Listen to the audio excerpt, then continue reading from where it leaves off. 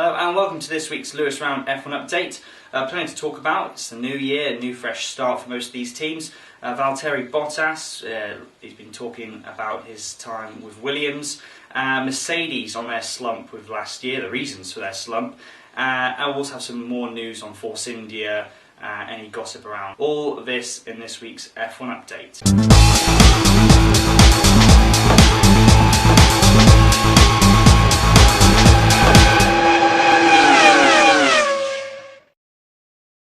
So we'll start off then with the Williams driver, Valtteri Bottas, the Finnish man. He won the GP3 Championship back in 2010. He's been with the team for 3 years as an understudy, a reserve test driver, but now he's got his shot at the big time alongside Pastor Maldonado in the 2013 season.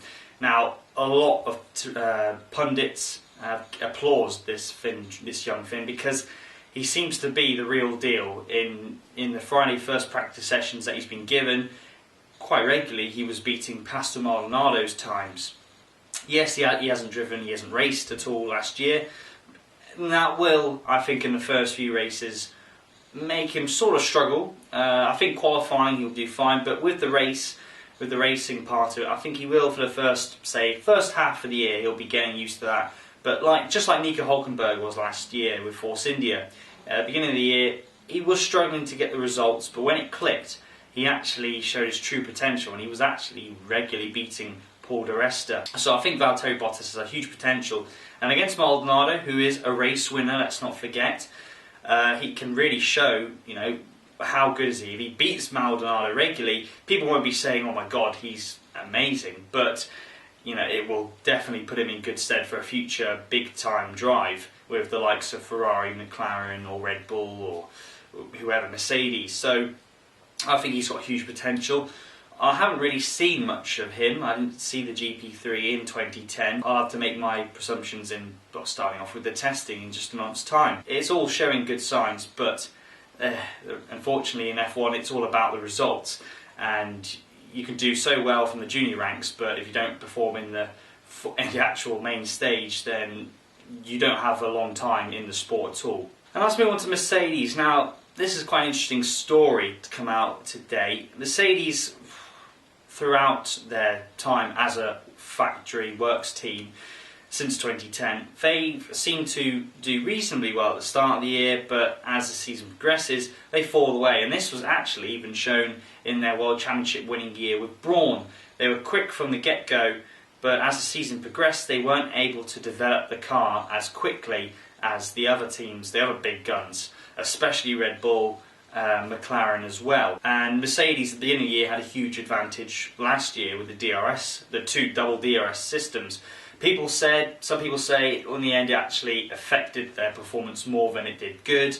Others say, well, they just simply didn't catch up once teams started to learn how to find more downforce. Like when the blown diffuser was banned, McLaren, Red Bull, Ferrari, they all introduced this new Coke bottle, it was called, design exhaust, which gave you a huge benefit.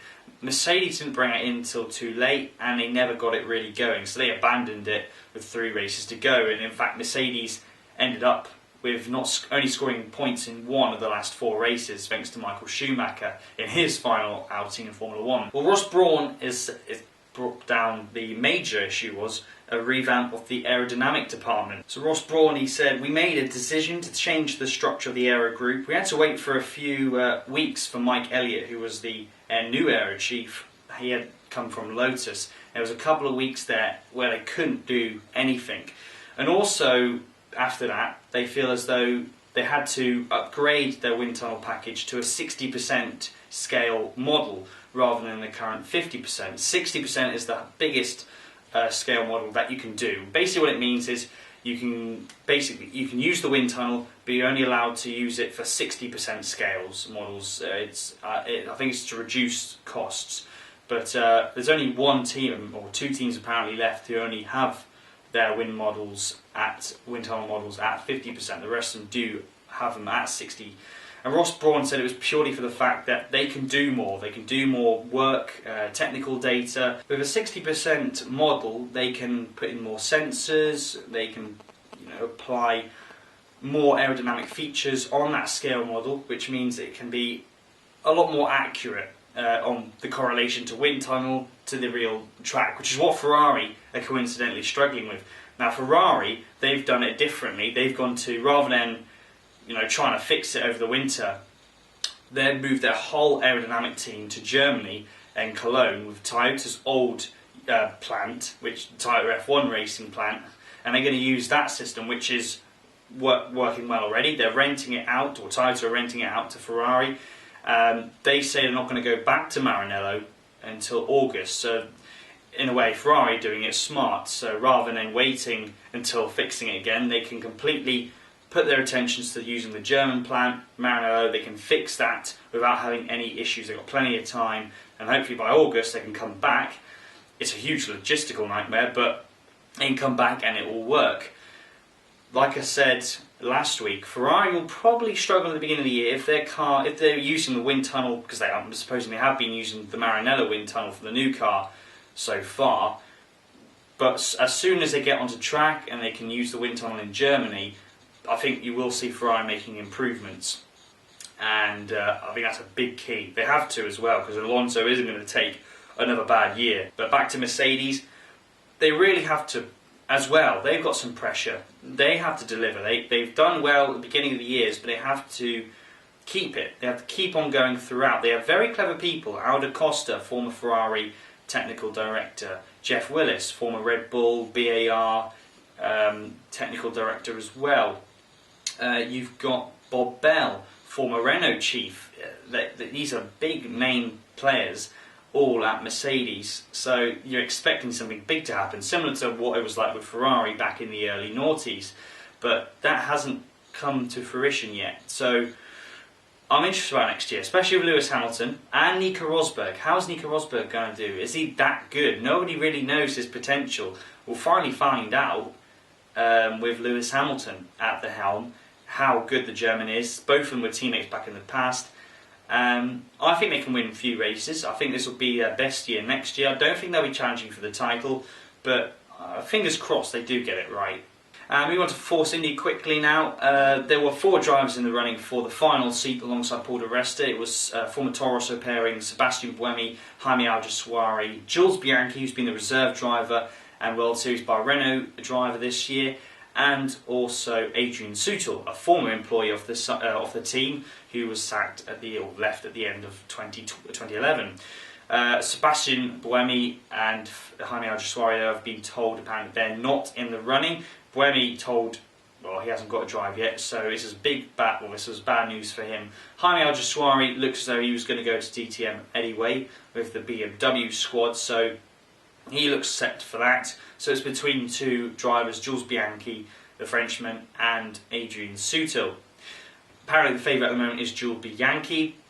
I personally think if you want to go for points, you'd want to go for Adrian Sutil. If you want to go for a potential, it's more of a risk going for Bianchi, because with Sutil you know that he was with the team for a very long time. I think it was something like 5 years. So they know what his credentials are. Bianchi is a bit of an unknown. Yes, he's done a few tests, but he's never done a full season. He hasn't raced in Formula 1, so nobody really knows how good he is. He seems to have huge potential. Whether or not at the beginning of the year he might struggle to get the points that Force India need. Paul di Resta really is the leader, the team leader, if Bianchi joins. But I think he should go for Bianchi. Sutil, they know his potential. They don't know really could Bianchi be better. Sutil is a bit of he had his chance. He couldn't get another team because of his court hearing in Germany over last year over GBH offences. So I think Bianchi, with Force India going with tradition, I think Bianchi should join the team. I think it'd be an exciting lineup. And it's another new young driver having a chance in the sport. Right, and that's it for this week's F1 update. Thank you very much for watching. I'll be back next week for more news. But until then, check out lewisroundf1.co.uk and Lewis Round F1 on Facebook and Twitter. Hope you had a great New Year and Merry Christmas, and I'll see you then.